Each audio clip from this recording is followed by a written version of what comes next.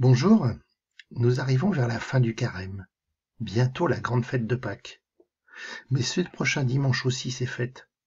Une fête paradoxale, car nous allons entendre deux récits d'évangile. Tout d'abord, l'entrée triomphale de Jésus à Jérusalem, le récit que nous allons lire ensemble. Puis, au cours de la messe, le récit de la passion de Jésus, son dernier repas, l'arrestation, la mort sur la croix. Quel contraste! Mais justement, c'est un beau cadeau qui nous est fait. Ce Jésus devient vraiment le roi triomphal accueilli à Jérusalem parce qu'il ressuscite 3 jours après sa mort. De quoi être en fête au moins pendant ces 2 prochains dimanches, non? Alors pour le moment, découvrons comment Luc nous raconte l'entrée de Jésus à Jérusalem. Écoute. En ce temps-là, Jésus partit en avant pour monter à Jérusalem. Lorsqu'il approcha de Bethphagée et de Béthanie, près de l'endroit appelé Mont des Oliviers, il envoya 2 de ses disciples en disant « Allez à ce village en face. À l'entrée, vous trouverez un petit âne attaché, sur lequel personne ne s'est encore assis. Détachez-le et amenez-le. Si l'on vous demande « Pourquoi le détachez-vous » vous répondrez « Parce que le Seigneur en a besoin. » Les envoyés partirent et trouvèrent tout comme Jésus leur avait dit. Alors qu'ils détachaient le petit âne, ses maîtres le demandèrent « Pourquoi détachez-vous l'âne » Ils répondirent « Parce que le Seigneur en a besoin. » Ils amenèrent l'âne auprès de Jésus, jetèrent leur manteau dessus et y firent monter Jésus. Curieux, non, ce récit? Luc insiste beaucoup sur les préparatifs. C'est probablement parce qu'il faut que nous prenions le temps de bien écouter ce qui est en train de se préparer. Alors déjà, on est tout proche de Jérusalem. Le mont des Oliviers, Jérusalem, c'est 2 collines qui se font face à face. Ça fait environ 2 kilomètres de distance. C'est un peu comme aller de Fourvière à la Croix-Rousse à pied. Un petit trajet, certes, mais très lourd en symbole. Le mont des Oliviers est à l'est de Jérusalem. Or, dans la Bible, dans la Première Alliance, l'est, c'est par où la gloire de Dieu entre en Jérusalem pour aller dans le temple. Donc Jésus va faire le parcours qui montre qu'il est à la fois homme et Dieu. Alors justement, c'est aussi curieux cette histoire d'âne. Pourquoi pas un cheval? Eh bien là encore, c'est une référence à la Bible, à la Première Alliance. Le cheval, c'est l'animal pour la guerre.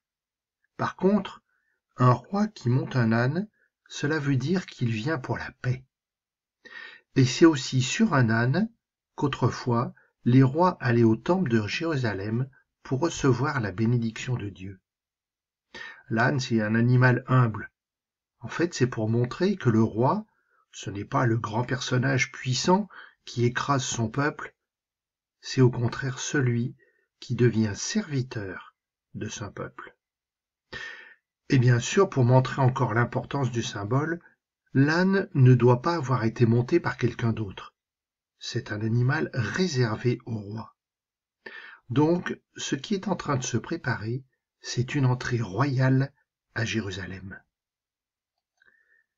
Et pour bien montrer que Jésus est prophète, en annonçant tout cela, eh bien les disciples trouvent exactement tout comme Jésus l'a dit.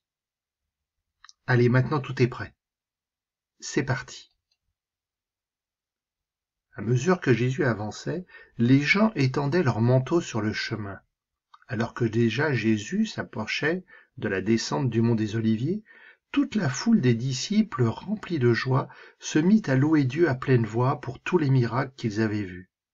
Et ils disaient « Béni soit celui qui vient, le roi, au nom du Seigneur, paix dans le ciel et gloire au plus haut des cieux. » Quelques pharisiens qui se trouvaient dans la foule dirent à Jésus « Maître, réprimande tes disciples. » Mais il prit la parole en disant « Je vous le dis, si eux se taisent, les pierres crieront. » Eh bien, tout continue à se passer comme Jésus l'a prévu. Les gens viennent, l'accueillent comme un roi. On met des manteaux sur le chemin, pour que même les sabots de l'âne ne se salissent pas. Les gens présents ont bien compris que Jésus qui vient, c'est le roi, envoyé par Dieu. C'est celui qui accomplit tout ce qui a été annoncé autrefois.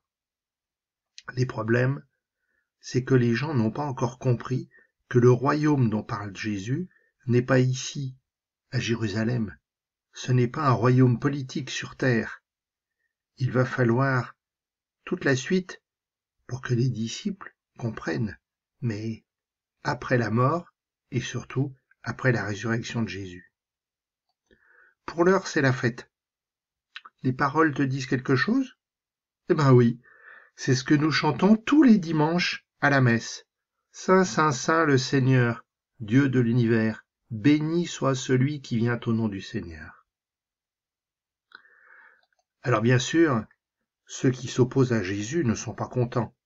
C'est quoi ce type qui arrive en triomphe et tous ces gens qui crient « Eh oh, un peu de discrétion !» Mais c'est trop tard. La machine est lancée. Jésus doit accomplir son destin. C'est ce que nous allons suivre pendant toutes les célébrations de la Semaine Sainte. Alors à nous aussi de crier notre joie à l'approche de Jésus. Bientôt, la grande joie de la résurrection. Aujourd'hui, Jésus, je veux te louer, je veux te chanter, je veux te remercier pour tout le beau que tu me donnes. Je suis faible et petit, et je te remercie de m'appeler tout de même. Je manque de foi, et je te remercie de regarder vers moi avec confiance.